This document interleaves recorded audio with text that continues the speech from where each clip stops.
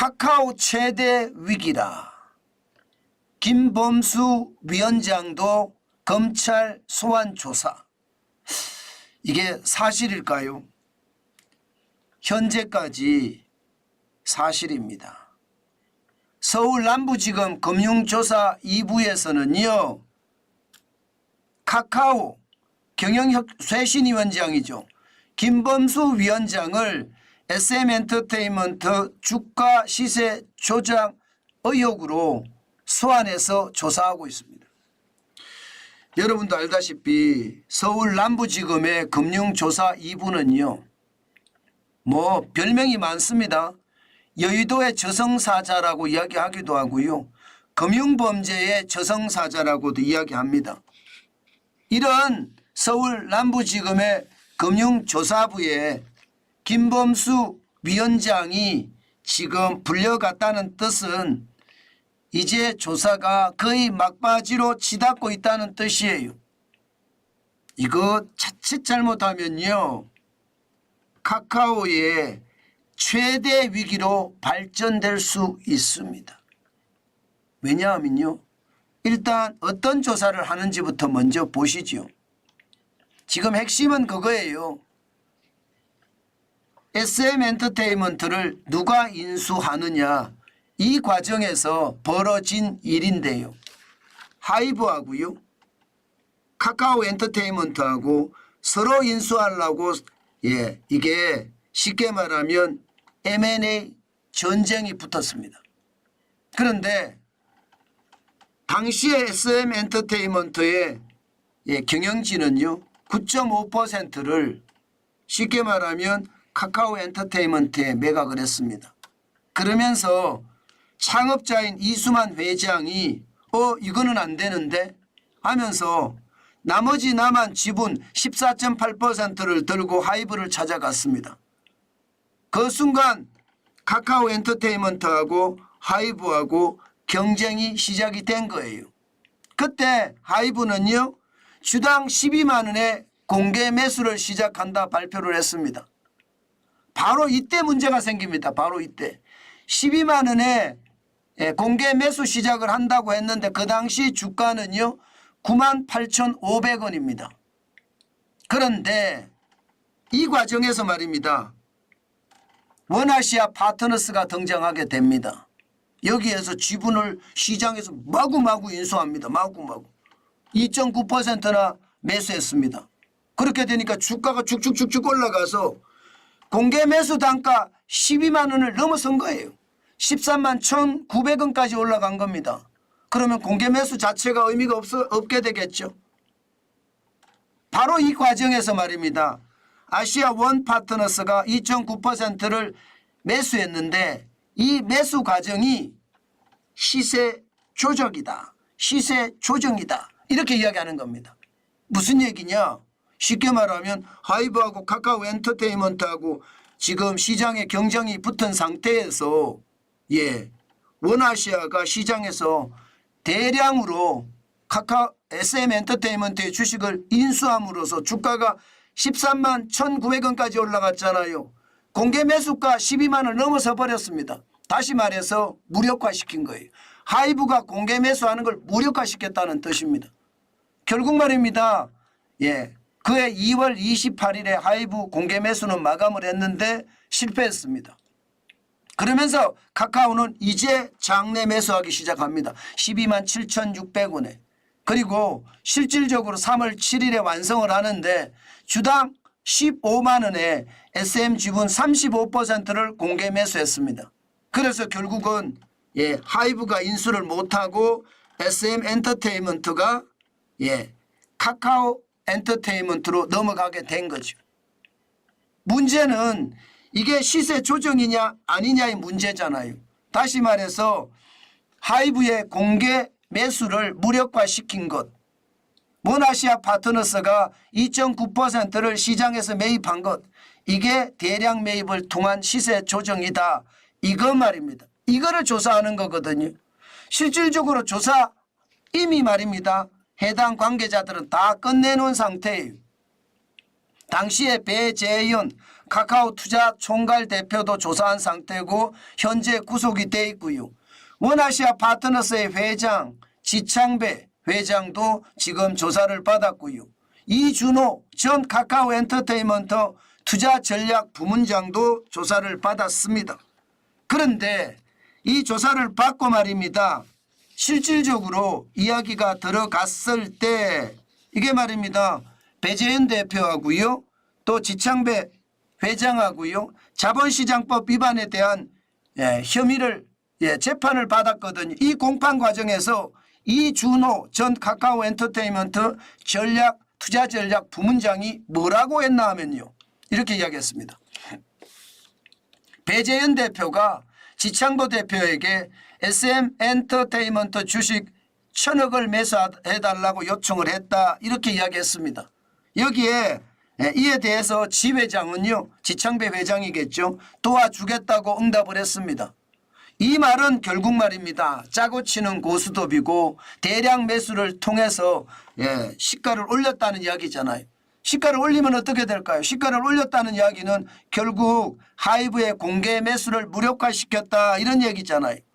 이게 이제 문제가 돼서 카카오 김범수 회장이 지금 사실상 조사를 받고 있는 겁니다.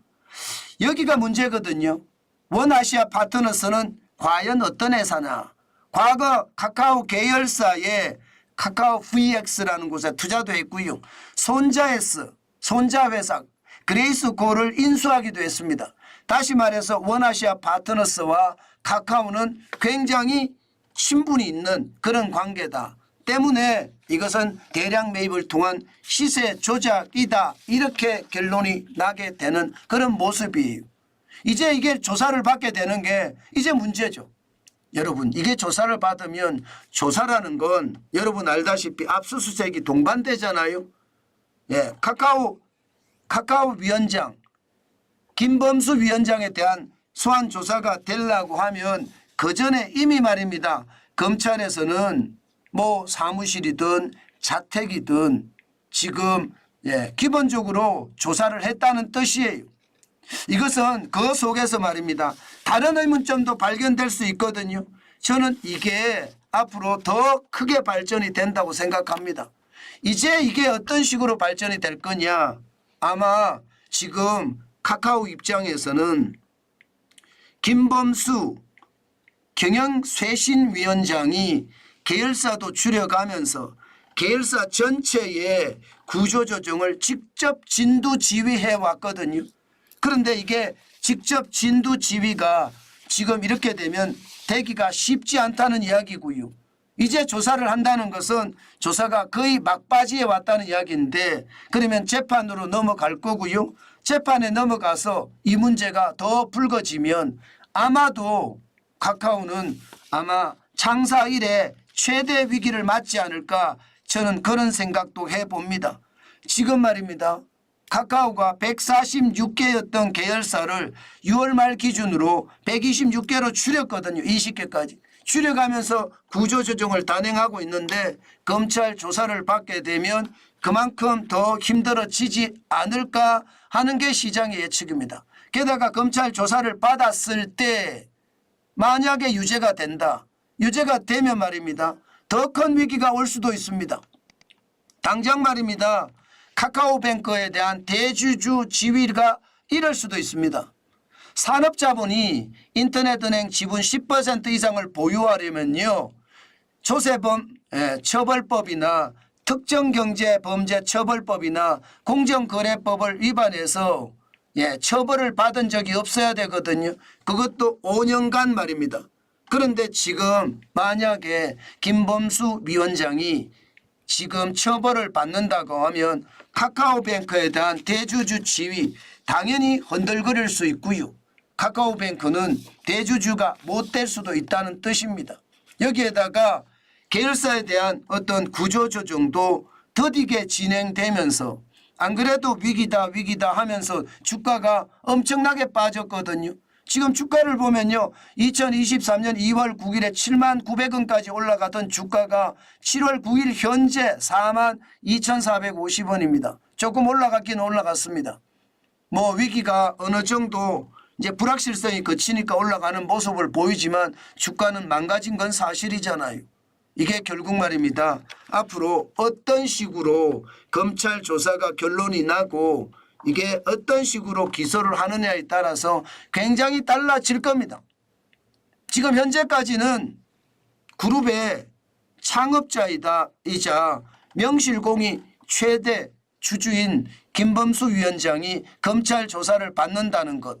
이것은 한편으로서는요, 불확실성에 대한 해소도 되겠지만 이제 당장 범죄에 대한 사실이 드러날 수도 있다는 이야기잖아요. 이것은 카카오의 최대 위기로 발전할 가능성 저는 굉장히 높다고 생각을 합니다. 조사한 지 8개월 만에 조사를 했으니까 이제 소환 조사를 통해서 아마 내용이 낱낱이 공개가 되고 제일 핵심인 것은요. 김범수 의장이 원아시아 파트너스에게 도와달라고 요청을 했느냐. 이게 핵심일 거예요. 만약에 도와달라고 요청을 했다. 실제로 녹취 파일까지 나왔다고 이야기하거든요. 아직까지 정확하게 나온 것은 발표된 것은 없지만 말입니다. 만약에 그렇게 발표됐을 때는 카카오에는 굉장히 아픈 그런 결과를 가져올 수도 있다. 저는 그렇게 생각을 합니다. 여러분, 금융범죄라는 것은 결국 말입니다. 증명하기가 굉장히 어려울지 몰라도 서울 남부지검의 금융조사부는 일반적으로 여의도 저승사자라고 하잖아요. 금융범죄에 대해서는 철저하게 전문성을 가지고 있다는 뜻입니다. 여기가 조사를 하면 대부분 말입니다. 저승사자라는 말이 붙은 만큼 조사를 확실하게 한다는 뜻이에요. 그렇게 됐을 때 김범수 위원장이 무죄가 나올 확률은 굉장히 적습니다. 만약에 무죄가 나온다면 다행이지만 무죄가 나오지 않고 유죄가 나온다면 그때부터는 카카오가 흔들거리는 것은 어쩔 수 없는 상황이 될 거다 이렇게 생각이 들고요. 또한 카카오뱅크에 대한 대주주 지위를 잃을 것도 거의 분명해 보입니다. 그만큼 말입니다.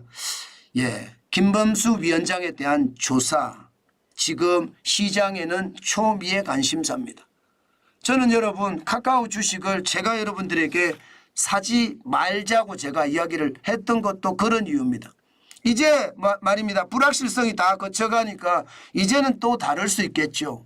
그렇지만 저는 플랫폼 주식 중에 네이버를 제1등 주식으로 생각을 하거든요.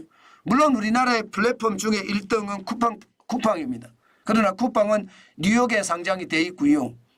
우리나라 시장에 상장된 플랫폼 주식 중에 1등은 네이버이기 때문에 저는 네이버를 투자하고 있거든요.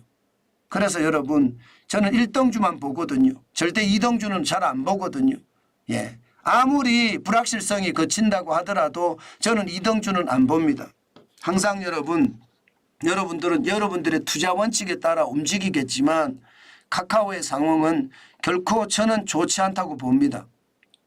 불확실성이 거치고 이게 이제 확실성으로 더 나아간다는 것은 긍정적인 요소이긴 하지만 김범수 위원장의 실질적으로 만약에 범죄 사실이 나와서 그게 현실화된다면 그것은 더 큰 위기를 자초할 수도 있다. 저는 그렇게 생각합니다. 여러분 시장의 위기는 절대 가볍게 볼 필요가 없습니다. 시장은요 위기라고 생각이 되면 아주 지독하게 봐야 됩니다. 그래야지 그 위기를 넘을 수가 있어요. 그 위기를 단순하게 말입니다. 아니겠지 이렇게 생각하는 건 저는 안 된다고 봅니다. 항상 위기는 아주 지독하게 봐야 되고요. 그 위기를 우리가 반드시 생각을 해야 됩니다. 그래야만 위기로 인식하고 극복할 수 있다. 그 말씀 오늘도 드리겠습니다.